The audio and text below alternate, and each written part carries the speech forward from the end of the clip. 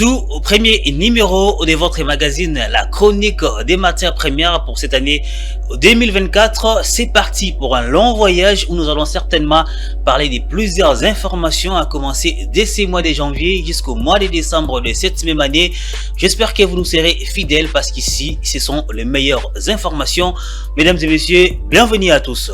On va commencer avec cette information où la RDC se moque détrône Glencore comme premier et producteur mondial de cobalt.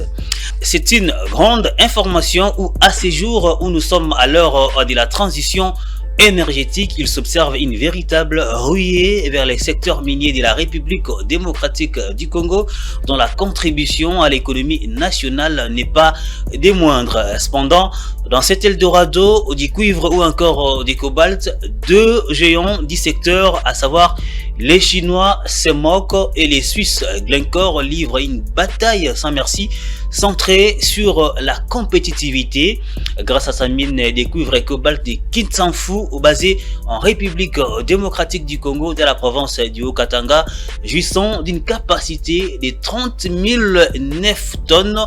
Inauguré en 2023, le géant groupe chinois CMOC devient ainsi les premiers producteurs mondiaux de cobalt avec un volume de cobalt totalisé à 55 526 tonnes en 2023 contre 20 286 en 2023, soit une hausse de 174%.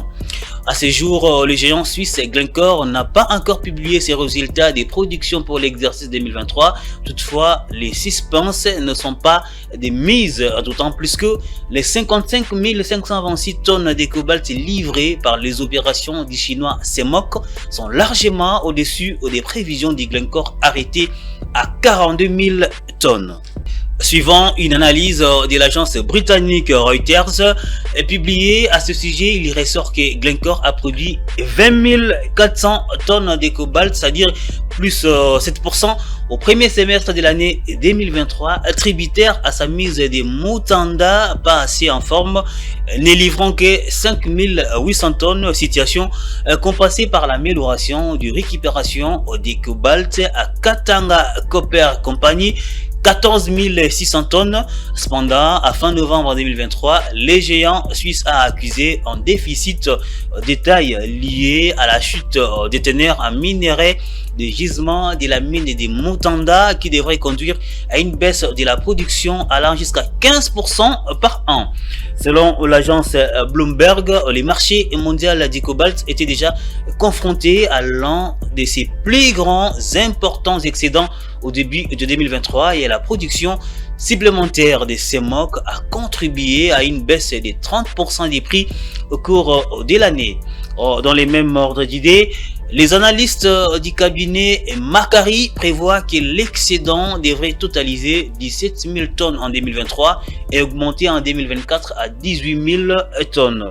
Il s'y est alors d'indiquer que CMOC ou CMOC Group Limited, anciennement China Molybdenum Company Limited, est une entreprise minière. Elle est cotée à la bourse de Hong Kong et à la bourse de Shanghai. L'entreprise est l'un des plus grands importants producteurs de molybdène au niveau mondial, estimé à 1,8 milliard de dollars américains. Les projets Kinsanfu a débuté à l'année 2021. Place à la tendance de minerais.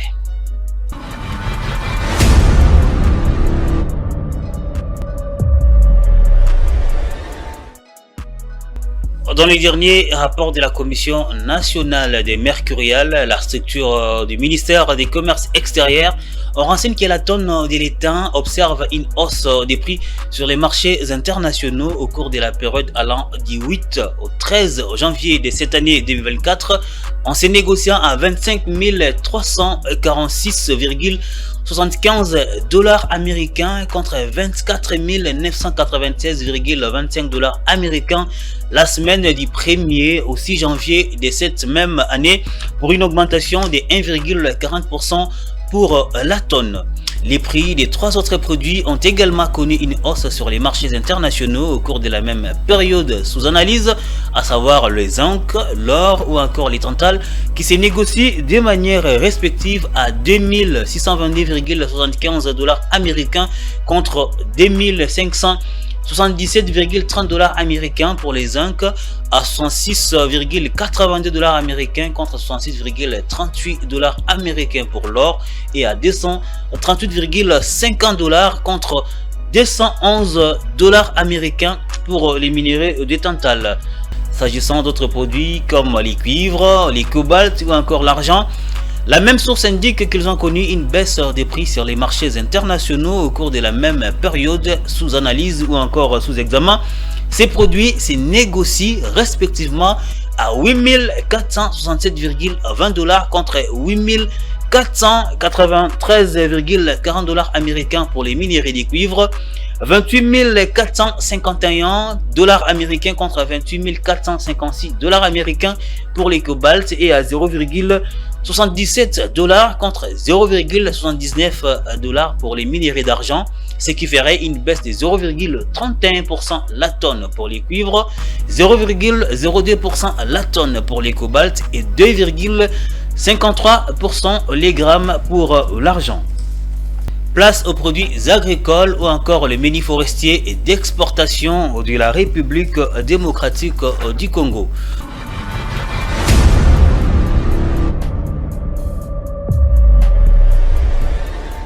Les produits comme le café Robusta, le café Arabica ou encore les cacao ont connu une baisse des prix sur les marchés internationaux au cours de la même période sous examen.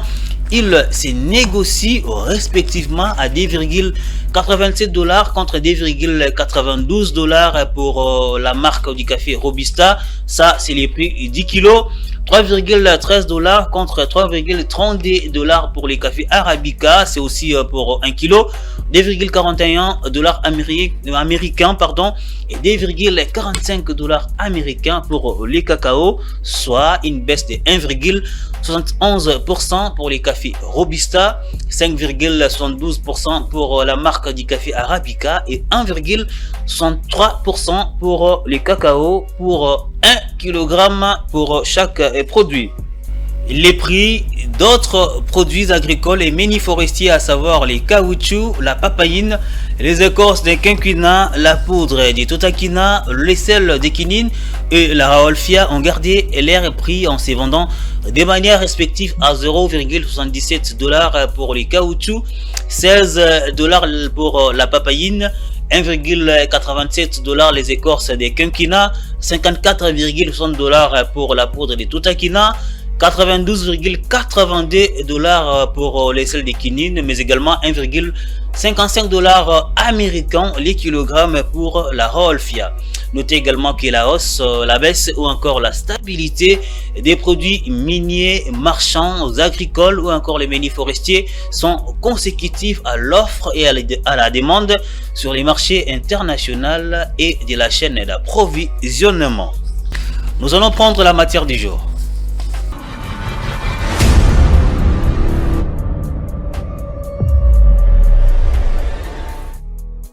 C'est une fibre végétale qui entoure les graines des cotonniers, véritable arbuste de la famille des Malvacées. Cette fibre, constituée de cellulose presque pure et généralement transformée en fil qui est tissé pour fabriquer des tissus, fibre naturelle la plus produite dans le monde, principalement en Chine ou encore en Inde. Depuis le 19e siècle, il constitue, grâce au progrès de l'industrialisation et de l'agronomie, la première fibre textile du monde. Près de la moitié de la consommation mondiale des fibres textiles, on peut le dire. Ces numéros mettent en lumière les cotons avec Betty Tanfumo.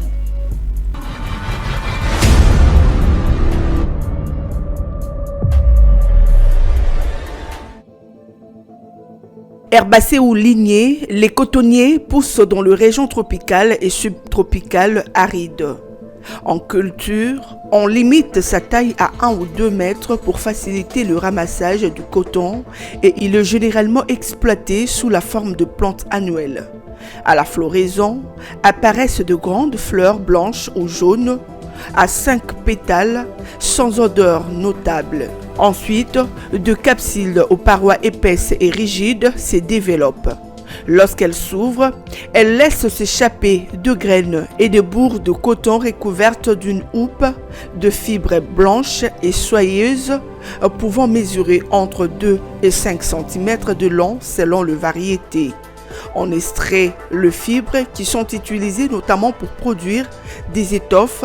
Les espèces de cotonniers les plus connues sont Gossypium arborem et Gossypium herbacem. Ces deux formes de cotonniers à fibres courtes ont donné naissance à de nombreuses variétés, mais ne sont presque plus exploitées en tant que telles, car leurs fibres sont trop courtes. Gossypium barbadans, cotonnier d'origine péruvienne, compte pour environ 6% de la production mondiale de fibres. Sa culture a été notamment introduite en Égypte et produit aujourd'hui au travers de la qualité jumelle, l'un des meilleurs cotons du monde sur le plan de la qualité et de la longueur des fibres. La culture du cotonnier nécessite une saison végétative longue, beaucoup de soleil et un total de 120 jours arrosés pour assurer la croissance, puis un temps sec, enfin de cycles végétatifs pour permettre la déhiscence de capsules et éviter l'épourrissement de la fibre. Ces conditions climatiques se rencontrent généralement sous les latitudes tropicales et subtropicales. Les cotonniers supportent le climat tempéré à condition qu'ils ne gèlent pas. La culture du cotonnier est majoritairement pluviale. Afrique subsaharienne, une grande partie de culture des États-Unis, de l'Inde, de la République populaire de Chine. La culture pluviale est théoriquement possible de 400 mm de précipitations annuelles. Pourtant, dans le fait, les cotonniers ne peuvent être cultivés sans irrigation qu'avec une pluviométrie supérieure à 700 mm par an, afin de pallier la variabilité interannuelle de pluie et les irrégularités de leur distribution. Ainsi, 40% de surfaces cultivées en coton, Égypte, Ouzbékistan, Pakistan, Syrie sont irriguées. Le coton est utilisé pour fabriquer des vêtements légers depuis des millénaires dans les régions au climat tropical. L'on a trouvé des fragments de coton datant d'il y a environ 7000 ans dans les grottes de la vallée du Tehuacan au Mexique, alors que les États-Unis restent le premier exportateur de coton au monde. En 2012-2013, la politique chinoise dans le secteur cotonnier a commencé à avoir une emprise de plus en plus importante sur le marché mondial du coton. Les réserves chinoises représentent 63% des stocks mondiaux. Actuellement, la Chine fournit le niveau de soutien au secteur cotonnier le plus élevé dans l'ensemble, mais c'est l'Union européenne qui fournit le plus haut niveau de soutien par tonne de production. Le coton représente la plus importante source de recettes d'exportation agricole de PMA. Le Bénin, le Burkina Faso, le Tchad, le Mali sont ainsi connus comme le groupe de coton four C4.